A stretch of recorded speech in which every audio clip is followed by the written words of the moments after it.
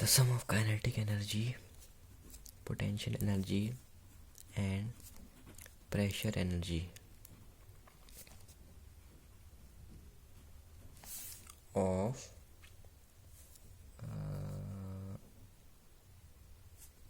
non-viscous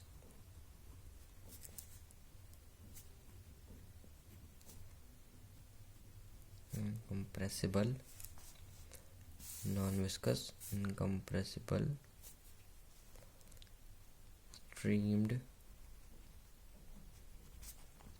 streamlined fluid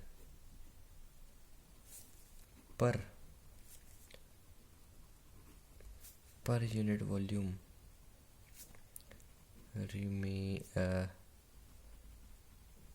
remains constant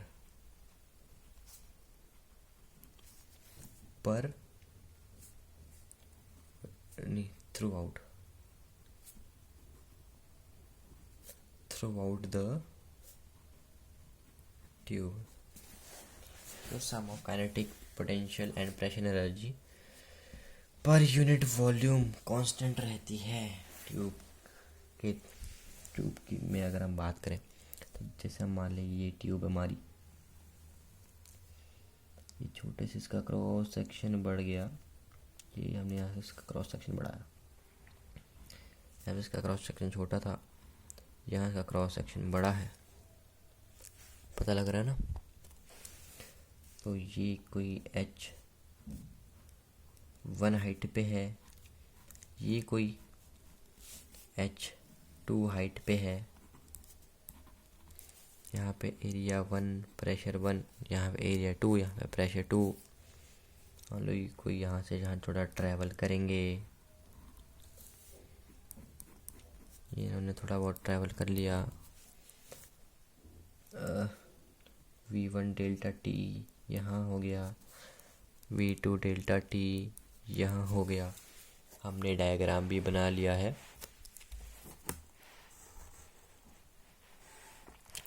अब चलिए आगे के लेते हैं। लेट अस कंसीडर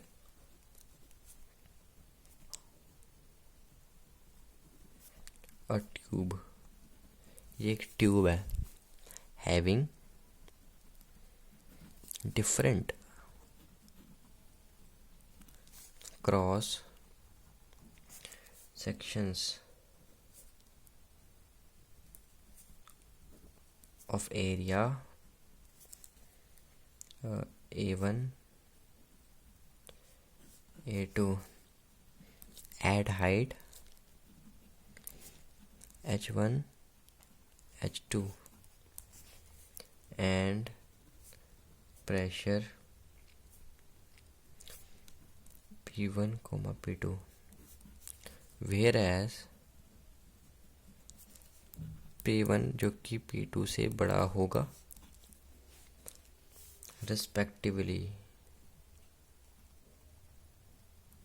यह है रिस्पेक्टिवली, ठीक है। ओके, लेट अस अगेन, फिर से लिखेंगे let us consider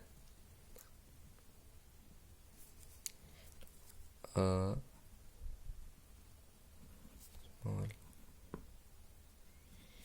element of tube, नहीं फ्लूइड, ट्यूब नहीं होगा, consider a small element of fluid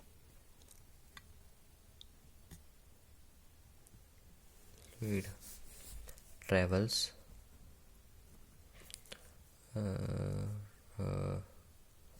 travel distance V1 delta T and V2 delta T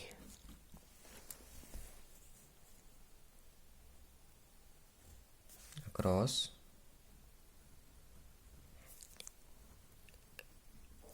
area of cross section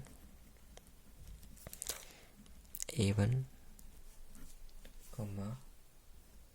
A2 respectively,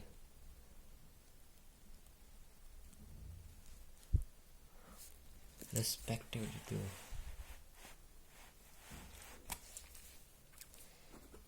according to equation of continuity.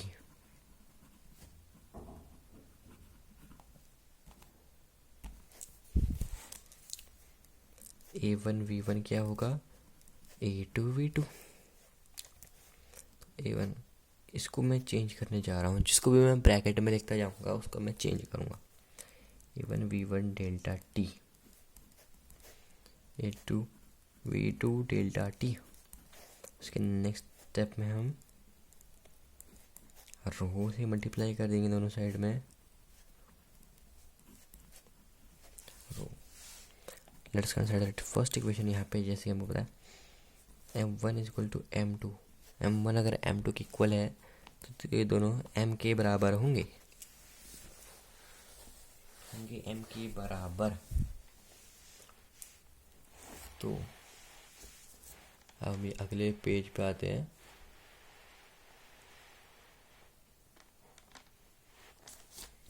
Okay, change in kinetic energy हम निकालने वाले हैं। उससे पहले हम ये देख लें, जो आपका वॉल्यूम होता है वो इनवर्सली प्रोपोर्शनल होता है एरिया के।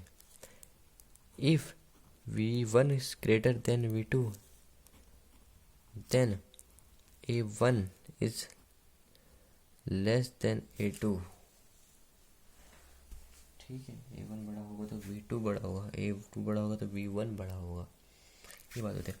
टू चेंज इन काइनेटिक कैसे निकालेंगे हम, हाफ M V2 का स्क्वायर माइनस में V1 का स्क्वायर। जैसे कि हमको पता है मास सेम था, M1 is equal to M2 is equal to M, तो हाफ M की जगह हम डाल देंगे A1 V1 delta T rho, V2 का स्क्वायर माइनस में V1 का square. Let it question number 2।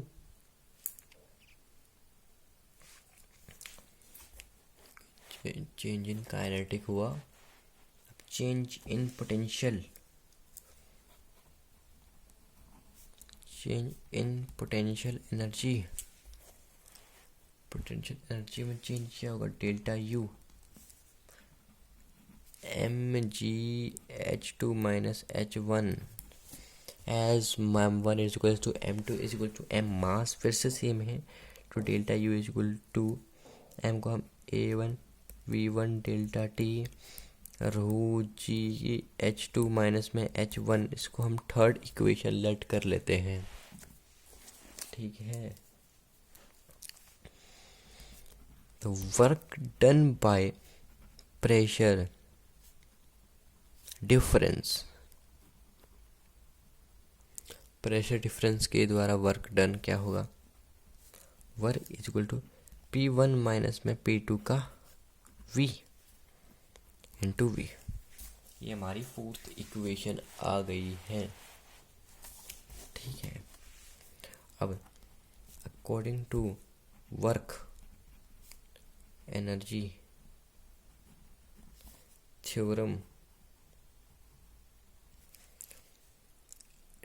W is equal to change in kinetic plus में change in potential, change in kinetic plus change in potential. तो चलिए अब आगे इसको हम करने वाले हैं। तो W हमने निकाला है, क्या है, P1 माइनस में P2 इंटू में V, डेल्टा डेल्टा के क्या है, half A1 V1 delta T rho V2 square minus में V1 का स्क्वायर प्लस में M जी क्या होगा, A1 V1 delta T rho G H2 minus में H1। एक मिनट,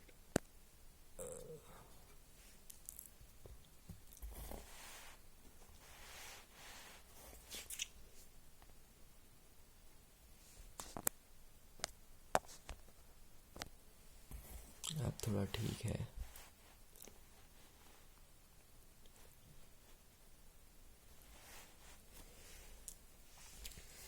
तो हम वी को भी ब्रेक करेंगे, P1 minus P2 A1 V1 delta T half A1 V1 delta T rho V2 का स्क्वायर माइनस V1 का स्क्वायर प्लस में A1 V1 delta T rho G H2 minus H1। अब देखो दोनों तरफ में A1 V1 डेल्टा टी है, इधर A1 V1 डेल्टा टी, इधर A1 V1 delta T.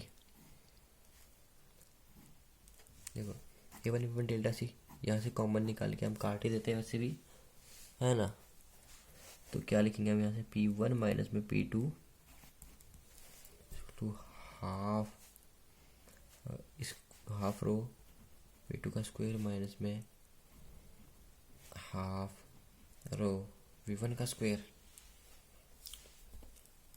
Plus में रो जी H2 माइनस में रो जी H1। तो P1 प्लस में हाफ रो V1 का स्क्वायर माइनस में rho H1 is equal to P2 plus में हाफ रो V2 का स्क्वायर प्लस में रो जी H2। तो जैसे हमने देखा दोनों में P है, दोनों में हाफ रो V का स्क्वायर है प्लस में रो जी H है।